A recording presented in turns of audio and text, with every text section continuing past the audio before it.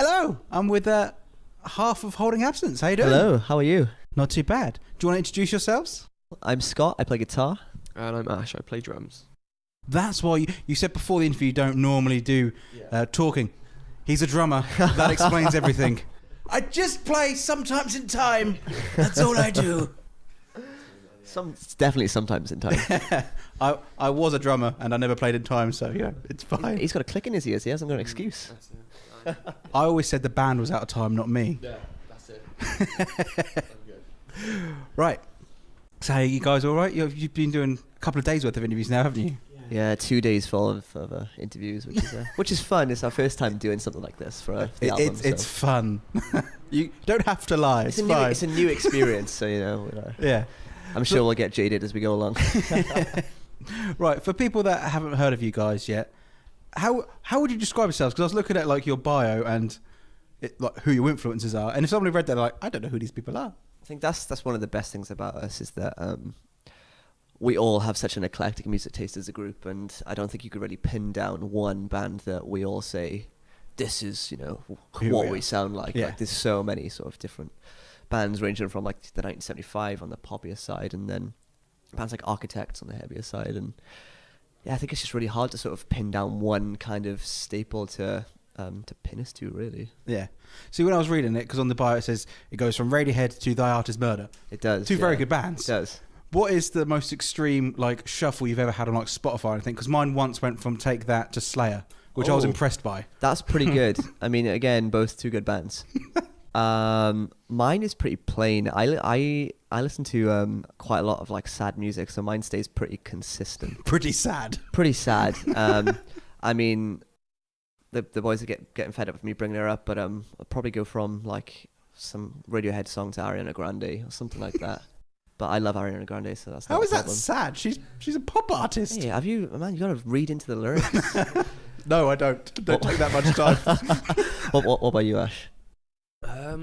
I feel like being the slightly older member of the band, I have like the I can't say mature taste, because like Lucas and James and Scott, like they have like a really pristine kind of refined music taste, but then like I'm the guy in the band that like I like listening to I like driving here literally listening to jazz records, and, but then halfway through I'll go, I don't really fancy listening to this anymore. I'm listening to Currents, and they're like a like a metalcore band from the US who are on the same label as us, and that kind of, it will always dip from like my brain being like, I don't really want to have to focus on some music, so I'll put like some like easy listening, like something like jazz, or like I don't know, like City in Colour. I love City in Colour. Yes. Who doesn't love City in Colour? But then also like, then I'll just immediately switch and be like, okay, now I want to just listen to some Beartooth or some Architects, or something like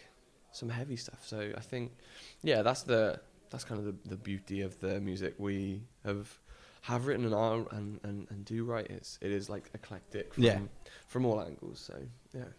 So obviously you're coming down to play in Southampton in March at the Joiners. We are in Joiners, yeah. Yeah. What's the date? I want to say The 23rd, I want to say. I think it's the 20th. Maybe 21st. I mean, I probably should have changed. I mean, I thought it was the 27th, so we'll go with 20th. Oh, It's definitely the early 20s. It is 27th. I was right. Oh, it's 27th, is it? 27th. I mean, you should probably know that more than me. Hey, we're out for like 4 weeks straight, so they all kind of sort of blurred. We know we start on the 8th and we end on the 29th, so that's all we know. It's somewhere in that time where you're appearing in cities. I'm like, where are we now? Is this still England? Hey, we've got a driver, so we just get in the van and go, and then we turn up there and we're like, oh. You just could drive to random destinations you don't know. You're playing here tonight. Okay, thank you. So is it your first time playing in Southampton?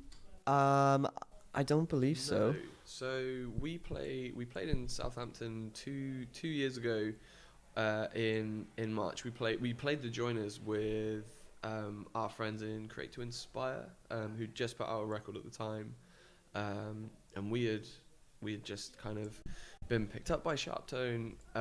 We were doing this string of dates along with a tour with We Are the Ocean, and it was sort of like, oh, we wish we could have done the Create to Inspire tour, so we like jumped on those shows, and it was really nice. That was kind of like our ethos right from the early days, was just tour as much as we can. And this March run is kind of like a a statement to that, doing 3 weeks of tour, like 3 weeks of Europe and UK touring, and kind of having 2 or 3 days off from the whole thing.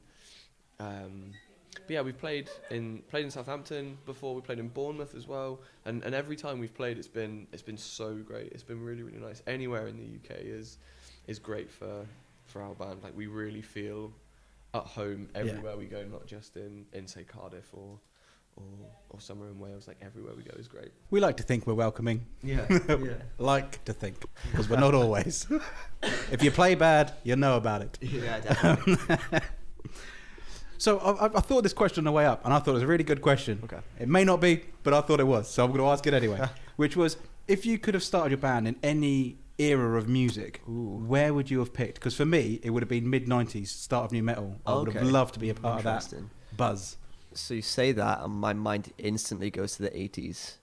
I'm a really big fan of like the new sort of 80s synthwave throwback kind of stuff. Yeah. And then I like bands like The Cure and the Smiths and all that kind of stuff. So I think I'd probably go the 80s. Yeah, It's a good era. it's a good era. I think like I'd be the same as you, dude, but like not the 80s, sorry, yourself. Yeah. And like that like 90s kind of era where it was like not as early as Nirvana, or maybe as early as Nirvana, but that I can't think of exactly when it was, but I'm thinking about the time like I watched the Foo Fighters Sonic Highways documentary, and like in some of the cities in the US, like the funk bands and punk bands were like doing mixed genre bills together. Yeah. And like the punk kids were like, we want to play the big venues, but they couldn't because like it wasn't like a big thing, but the funk bands were. Like, I'd love to have been in like that time where doing mixed bill shows, like people would have been like, oh, what, this is weird, isn't it? Like that kind of like shock factor of like music, like would have been like class to see, I think, like, or just some kind of pre 2000 like US music scene would have been class, because that's sort of something that we've never we have never experienced. I think experiencing like a US music scene would be great. Yeah. So obviously we've got the tour. It's 4 weeks.